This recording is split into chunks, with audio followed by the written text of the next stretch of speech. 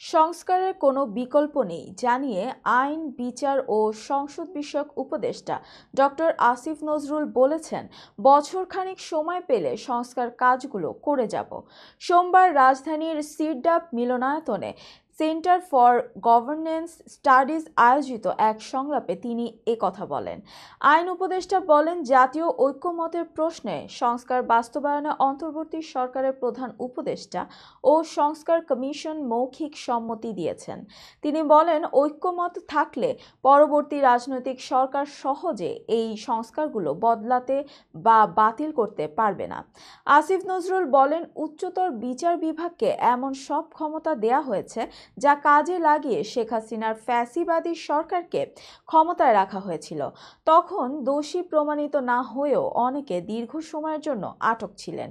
তিনি বলেন, বাংলাদেশে 5 বছর পর পর সুষ্ঠু নির্বাচন হয়ে যদি সরকার গঠন হতো, তাহলে ক্ষমতাসীন দল বিচার বিভাগকে ব্যবহার করে এতটা স্বৈরাচারী আচরণ করতে পারত না।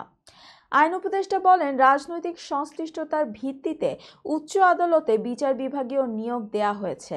3টি সংস্কার প্রস্তাবের ভিত্তিতে উচ্চ আদালতে বিচারক নিয়োগের প্রক্রিয়া চূড়ান্ত করা হবে।